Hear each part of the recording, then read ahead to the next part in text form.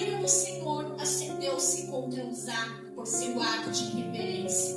Por isso Deus o feriu e ele morreu ali mesmo ao lado da arca de Deus. Davi ficou contrariado porque o Senhor em sua ira havia fulminado Uzá.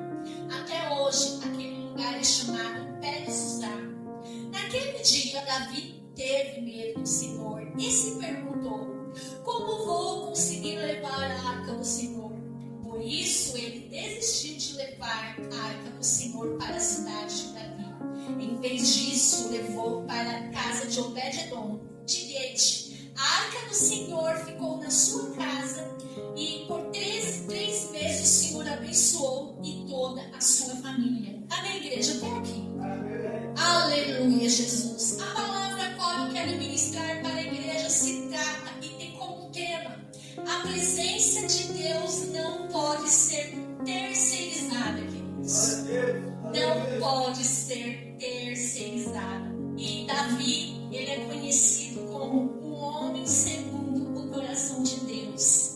Um homem a qual foi escolhido pelo próprio Senhor para ser o novo rei de Israel, porque o Senhor havia rejeitado Saul. Porque Saul, ele deixou de lado aquilo a qual havia colocado ele naquela posição, porque a partir do momento que o Senhor nos chama, ele nos confia um propósito, ele nos confia uma identidade. E no momento que Saul, mediante toda aquela glória, mediante toda a riqueza, tanto status, ele começou a se perder. Ele perdeu o melhor que ele tinha, que era a presença do Senhor. O Senhor o rejeitou. Antes ele havia sido escolhido, agora o próprio Senhor o rejeitava. E ali Deus já tinha tudo no controle. Já havia escolhido Davi desde o ventre da sua mãe, assim como o pastor Alex, através de Isaías, ele nos ensinou que somos escolhidos desde o ventre da nossa mãe. Em toda a Bíblia você não vai ver Deus chamar mais ninguém a não ser Davi, o homem segundo o coração do Senhor. Podemos até pensar que ele não pecou, que ele foi perfeito, mas não. Davi, ele errou e errou muito. Davi, ele caía, ele errava tentando acertar. Ele passou por processos, por humilhação, por rejeição. Tudo isso que nós costumamos passar no nosso dia a dia, Davi, ele passou. Mas havia algo dentro dele que o motivava a ser vitorioso em cima de qualquer circunstância, que era a sua fé no Senhor, a qual o havia chamado. Em todo o tempo, Davi, ele não negociava os seus princípios, por mais que ele fosse um homem falho, um homem pecador. No momento que ele errava, ele se arrependia e ele tinha por maior temor algo que faltou em Saul: o medo de perder a presença, o medo de ficar sem a presença. Davi não tinha medo de perder a sua riqueza. Davi não tinha medo de perder o seu reino. O maior medo de Davi era de perder a presença. E por isso que no momento que Deus intitula ele como um homem falho, mas ainda assim segundo o coração de Deus. E aqui vamos aprender através desse contexto que a arca da aliança, ela simbolizava a presença de Deus aqui na terra. Foi instituída por Moisés como tabernáculo, e no momento que Deus se manifesta para o teu povo, depois de um grande período de silêncio, depois de um grande período de rebelião, de rejeição, de idolatria, Deus decide intervir e de encontro com o teu povo, estabelecendo mais uma vez a sua presença. E ali sabemos que Deus, ele levantou Moisés como libertador do teu povo, e através do poder e do braço forte os hebreus, eles foram libertos do Egito. E ali começou uma viagem, ali começou um processo, a qual eles tinham que deixar a mentalidade de escravos para entender a nova identidade a qual o Senhor tinha para cada um deles. Mas não foi algo tão simples, não foi algo fácil, porque aquele povo, eles foram formados, ainda que Deus tivesse chamado eles para viver um grande propósito, eles tinham suas mentes cativas, eles tinham suas mentes de escravos, e eles tinham dificuldade para viver a identidade a qual o Senhor, através de Moisés, estava chamando eles para viver. Mas com tudo isso, eles tinham esquecido a presença a qual verdadeiramente importa. E no ato de fazer com que aquele povo entendesse, ele fala para Moisés: Moisés, construa uma arca. E ali Deus, ele começa a dar as instruções de como ele queria a arca. Mas Moisés, ele era um homem de relacionamento, era um homem cheio da presença de Deus, e ele conseguia identificar, ao meio de tantas vozes, a única voz que colocava ele no centro da vontade do Senhor.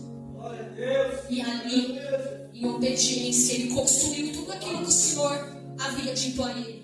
Ele constrói a arca, e todos nós sabemos que ali a arca simbolizava a presença de Deus para aquele povo, porque aquele povo, assim como muitos de nós nos dias de hoje, temos a dificuldade de nos relacionar com Deus invisível, com Deus que opera, com Deus que nos enche da presença, com Deus que nos dá livramento, que faz tantas coisas, mas a nossa humanidade tem essa dificuldade de crer naquilo que os nossos olhos não veem.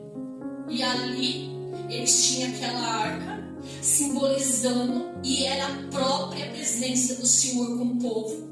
Havia leis a qual impedia de qualquer um entrar diante da presença do Santo dos Santos. E ali Deus, ele começa a separar homens a qual estava disposto a carregar o peso do chamado. Porque hoje falta pessoas dispostas a querer carregar o peso do chamado. Deus, ele não pesa. Deus, ele é lindo. Deus, ele é vida. Ele é salvação. Ele é tudo. Mas estamos no mundo a qual jaz do maligno. E quando passamos por momentos a qual o brilho do Senhor nos diferencia, a retaliação vem, a perseguição também, a dificuldade. E muitos, no momento que começam a ser pressionados e moldados, por não suportar o fogo a qual está moldando a nova identidade que o Senhor tem para cada um deles, eles abandonam, retrocedem, porque não estão dispostos a carregar o processo a qual é o caminho do aperfeiçoamento de Cristo em nós. O nosso caráter precisa ser transformado. Aquilo que nós aprendemos no passado precisa passar pelo filtro do Espírito Santo para ver se convém com a nova vida que o Senhor tem para cada um de nós. A presença de Deus era o maior tesouro de Davi. Não era o seu reinado, não era o seu exército, mas sim a própria presença. E essa presença, através da arca, vai chegar um momento que, através da liderança de Eli e seus filhos, devido à rebeldia dos seus filhos, ela é tirada do meio de Israel. A presença do Senhor mais uma vez sai do meio do teu povo. Mas Davi, mesmo antes de ser rei, ele entendia que um homem, para alcançar a totalidade do propósito a qual Deus tem para a sua vida, é impossível de se chegar sem a presença. E Davi, ele vai passar por processos, ele vai passar por batalhas, ele vai matar ursos, vai matar leão, ele vai imaginante. Davi, em todo tempo, ele vai ser lapidado, ele vai ser transformado, mas ainda assim nada disso foi capaz de tirar dele a maior busca qual ele tinha, que era a presença. E no momento que ele se torna rei de Israel, ele vai olhar tudo aquilo, ele vai ver como seu reino está grande, como o povo o admira pela sua liderança, porque ele era um homem de guerra. Davi era um rei a qual saía na frente do seu exército como líder, para mostrar para os seus liderados a forma certa de se lutar pelo seu reino. Davi, ele não ficava no seu trono, ele ia à frente do seu exército, lutando por amor ao Deus de Israel, lutando em obediência por amor do Deus de Israel. E no momento que ele está no auge do seu reinado, ele vai olhar e ele vai sentir um vazio. E ali ele vai perceber que está faltando algo. A arca que havia sido roubada de Israel. E ali ele chama os seus homens e planeja uma forma de trazer novamente a arca para Israel, porque ele queria que a arca, qual simbolizava a própria presença de Deus aqui nessa terra, estivesse com ele. Ele queria que a arca estivesse no melhor lugar a qual ele poderia olhar e proteger, porque a presença para ele era o que mais importava. Aqui, conforme nós vamos ler, a arca ela estava na casa de Abinadab, e ali ele reúne os seus homens para que possa carregar a presença, conforme nos diz em 2 Samuel capítulo 6, a partir do versículo 3 ao 7. A arca ela foi colocada sobre um carro, e sobre aquele carro foi colocado bois. Primeiro erro. E eu aprendi com o Senhor através dessa leitura que Deus, ele não havia pedido bois, mas homens separados conforme a lei de Levítico. E no momento no qual Davi, ele, sem se consultar ao Senhor da forma a qual realmente a arca deveria voltar para Israel, ele quis terceirizar uma responsabilidade que cabia somente a ele. Eu vou terceirizar, vou pegar um carro, vou pegar alguns bois e colocar a arca sobre a carroça. Por quê? Porque é mais fácil.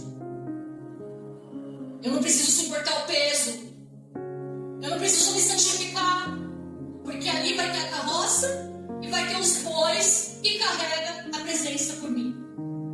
E a palavra vai nos dizer que a arca, ela sai em cima daquele carro.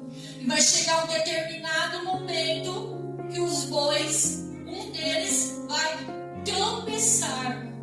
E no momento que esse boi ele tropeça, Uzá, ele quis segurar a arca para que ela não caísse ao chão. E a própria palavra vai nos dizer que Deus tirou de uma tal maneira que o matou, e ali ele ficou morto diante da arca. E sabe o que eu aprendo com isso? Que a boa intenção não anula a obediência. Uzá, ele teve uma boa intenção, sim. Qual era a boa intenção? Segurar a arca. Mas ele foi segurar de qualquer jeito. Ele foi segurar sem obediência, sem entender a profundidade daquilo que aquele carro carregava. E no momento que o Senhor ele olha para cada um de nós, ele não olha para a nossa forma externa, ele olha para o nosso coração e ele vê aquilo que nós temos a fazer por amor dele, queridos. Deus, ele não precisa de migalhas. Deus, ele é santo. Deus, ele é soberano, como foi dito. Sim, Deus, ele nos escolheu por sua misericórdia, mas ainda assim temos um compromisso de nos esforçar para nos moldar ao propósito que ele tem para cada um de nós. Hoje em dia, É muito fácil a gente terceirizar aquilo que é da nossa responsabilidade com o nosso Senhor, com aqueles a quem amamos. Anos e anos atrás, quando o homem ele era totalmente provedor do seu lar, a mulher era aquela que ficava no seu lar para educar os filhos, para criar os filhos, para amar os filhos, para puxar a orelha dos filhos. Hoje, devido ao sistema que foi mudando e a realidade de muitos casais, hoje a mulher muitas das vezes precisa sair do seu lar para ajudar o provedor do lar, e os filhos são confiados a terceiros. Por mais que os nossos filhos sejam muito bem cuidados na creche, nas escolas, e eles precisam em todo o tempo ir e aprender, mas nada irá suprir o amor de uma mãe e o cuidado, a misericórdia, porque o próprio Deus, ele diz: pode uma mãe se esquecer do seu filho, porque muitas das vezes os nossos filhos, eles erram, eles machucam, eles nos aprisionam, mas o amor da mãe é aquele que educa, mas transmite o amor, e o amor é o principal motivo e cura de muitas sequelas que lá na frente crianças de hoje terão que lidar no futuro. Por quê? Porque terceirizamos. Às vezes queremos dar tantas coisas para os nossos filhos, e essa é a nossa maior luta, mas falhamos tanto, queridos, porque esquecemos de olhar para o amor de Deus e nos aperfeiçoar Ele e aprender com Ele a ter o nosso caráter transformado. A arca, ela ficou na casa de Abinadab, mas ali ela ficou por anos, e aquela casa não era abençoada. E por quê? Porque eles começaram a ver a presença de Deus como um amuleto, como algo rotineiro. E quando Deus, ele olha para essa situação, ele sendo Deus, ele se retira. Porque a bênção, na verdade, não é algo porque nós merecemos, porque a graça é um favor imerecido de Deus. Não, a bênção é a consequência da obediência, quando eu entendo ao caminho que eu devo seguir com o Senhor. A bênção é consequência. A consequência de um pai feliz, que quando olha o seu filho, a sua filha fazendo aquilo que agrada o coração dele, como consequência, a presença do Senhor, que é a nossa maior bênção, começa a colocar tudo no lugar certo. Assim como foi com José, ele estava no pior cenário da sua vida, mas no momento que aquela mulher de Potifar se aproxima dele para o seduzir, ele sai correndo dela, porque ele sabia que ela era uma mulher casada, e aquilo não estava em negociação, porque ele tinha os seus princípios estabelecidos, ainda longe do seu pai biológico, ainda da sua terra, não ser uma terra estrangeira, passando dificuldade, mas ainda assim ele entendia que a identidade dele não podia ser negociada. E a bênção, o cargo de governador, foi uma consequência. Uma consequência da obediência de um homem que perseverou. Então, no momento que o Uzá, ele segura aquele carro, quando nós lemos, achamos até um absurdo o Senhor ter o matado, mas verdadeiramente quem conhecia o coração de Uzá era somente o Senhor. Somente Deus. Mas saber o que não me havia feito antes de tocar naquilo que é sagrado. E aconteceu. E a partir daquilo a Bíblia vai nos dizer que Davi ficou o quê? Alguém lembra? Contrariado. Agora o homem segundo o coração de Deus,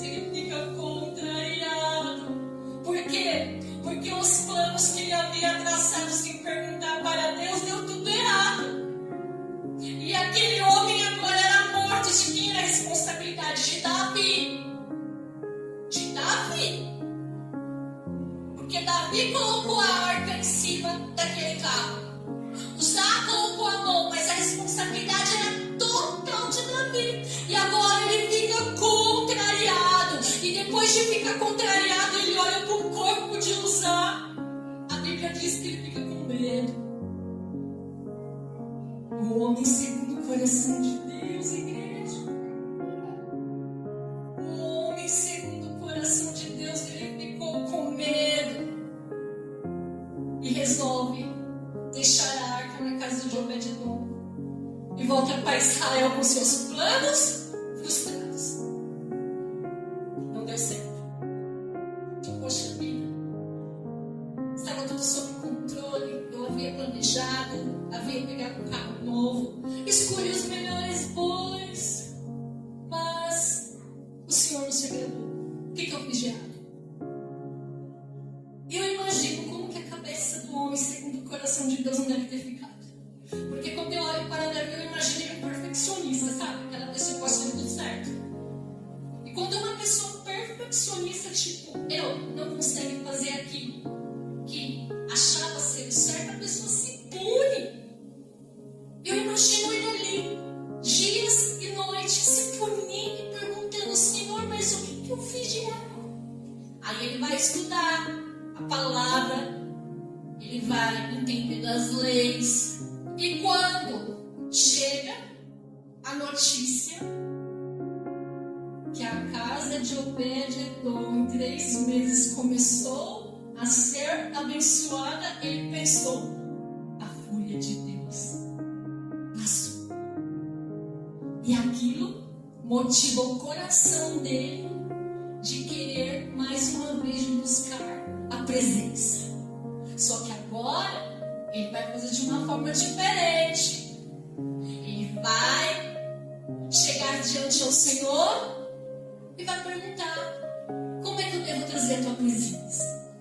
E ali ele entende que Deus, ele não quer que nós venhamos terceirizar aquilo que é da nossa responsabilidade. No lugar de bois, Davi, ele pegou homens separados, homens santificados, homens a qual tinha por função levar a presença do Senhor nos ombros. E a partir do momento que Davi, ele ali entendeu, ele foi até a casa de Obed-edom, que diferente da casa de Abinadab foi abençoada, porque pelo contrário, Abinadab, ele tinha presença por anos, por anos, por anos, por anos, mas ali passou a ser apenas um amuleto de sorte. Olha, eu tenho a arca do Senhor aqui, porque muitos hoje em dia têm a Bíblia dentro de casa e acham que a própria palavra será suficiente para me proteger. A própria palavra ali aberta no Salmo 91 vai ser o amuleto que eu preciso para ter um dia abençoado, queridos. Eu sinto te dizer que nada disso funcionará se nós não aprendermos a desenvolver intimidade com Deus que nos abençoa. Se nós não tivermos um relacionamento a qual o nosso Deus deseja ter com cada um de nós, nada, nada, nada, nada adiantará. Porque a partir do momento que nós somos confrontados, assim como Davi foi e fez diferente, aí ele chega na casa de Obed-edom, ele vai olhar a casa de Obed-edom tudo diferente. Aqueles animaizinhos a qual não se multiplicava, ele vai olhar, vai ver aquele rebanho ali, ó. E por quê? Consequência. Obed-edom, no momento que chegou a arca, ele chega e fala para os teus filhos: o melhor lugar da casa será para a arca do Senhor. Ali, Obed-edom, eu imagino que ele colocou a arca no melhor lugar. Que Obed-edom, por ser o sacerdote do lar, ele não tratou a arca como um rótulo, como um amuleto, mas sim como aquilo que ele necessitava, aquilo que a alma dele almejava. E a partir do momento que Deus, ele olha do seu trono e ele olha em nós um coração disposto a ser morada, queridos, ele habita, ele faz morada. E como consequência, as bênçãos se multiplicam. E aí Davi, ele vai lá. E agora a arca não é mais carregada em cima de carroças e nem por boi. Agora a arca começa a ser carregada aqui, ó, no ombro. Peso. Santifiquei. Peso. E assim a arca volta a andar, sabe? Muitas das vezes queremos terceirizar isso. Entramos na casa do Senhor. Ai, hoje eu não senti nada. A responsabilidade é tua de adorar o Senhor. A responsabilidade é minha de chamar a presença do Senhor. Não podemos terceirizar, queridos. Não podemos terceirizar aquilo que é da nossa responsabilidade. Não é empurrar, é tratar a presença como algo presencial de forma digna, a qual ela deve ser tratada. Em Lucas capítulo 19, aprendemos isso através de Zaqueu. Zaqueu, ele não era um homem perfeito, ele era um cobrador de imposto. E no momento que ele ouviu que Jesus por ali iria passar, ele cansado daquela vida dele, uma vida boa, em cima de muito roubo, de muitos impostos injustos cobrados do povo de Deus. Ainda que ele tivesse todos os bens, uma casa, uma família, faltava algo tão importante. Em todos nós, queridos, existe um vazio tão grande que somente a presença do Senhor é capaz de preencher. Você pode tentar tapar esse vazio com bens, com viagens, com passeios. Mas quando esse vazio ele não está preenchido por aquele que é de direito, o vazio irá permanecer. Zaqueu, ele entendeu isso. Aí ele vai, porque ele queria ver o autor. Ele queria ver aquele homem que confrontava a religiosidade. Ele queria ver aquele que estendia as mãos para os caídos. Ele queria ver aquele que libertava os demoniados. E ele se aproxima, e ele, por ser um homem de baixa estatura, ele não consegue. Imagina o irmão Edmar tentando ver ali, ó, no meio daquela multidão, e ele pulava, não conseguia ver Jesus. Ele poderia ter desistido, mas ele não permitiu que a sua limitação humana o impedisse de enxergar aquele a qual ele queria enxergar. Aí ele sobe em uma figueira brava. Alguém sabe o que significa figueira brava? É uma figueira que produz frutos, produz filhos, mas não é produtivo. Frutos amargos, não bom para o consumo. E eu creio que tudo que está na Bíblia tem algo importante para nos ensinar. Zaqueu era uma árvore que tinha todo o potencial para dar frutos, mas ele subiu numa figueira brava. E no momento que ele se ajeita, ele vai ver Jesus. E Jesus passando aquela multidão. Aí Jesus, ele olha para o alto. Zaqueu chamou a atenção de Jesus. E sabe por que chamou? Porque Jesus, ele é atraído por arrependimento. Jesus, ele é atraído por um coração contrito. E o que ele não achou naquela grande multidão que o seguia, ele olha para o alto e encontra Zaqueu aí e diz: Zaqueu, desce depressa, porque hoje convém me repousar na sua casa. Jesus te convida para ir na casa daquele homem pecador. E tudo porque ele ousou, ele tomou a decisão de fazer diferente. E no momento que ele está ali na casa de Zaqueu, aquela multidão, sabe aquelas vozes que sempre vêm contra para tentar nos desmotivar? Quando o Pai do céu nos diz: você é vencedor, você é capaz, eu te chamei para ver coisas grandes. E aí vai vir vozes e vai dizer: olha, Jesus entrou na casa de um pecador. Jesus, ele entrou na casa de um cobrador de impostos. Mas ainda assim, ele não se deixa se abalar por aqueles murmurinhos. E ali ele quebrantado, ele olha para Jesus e diz: Senhor, tudo aquilo que eu roubei, eu irei devolver em dobro.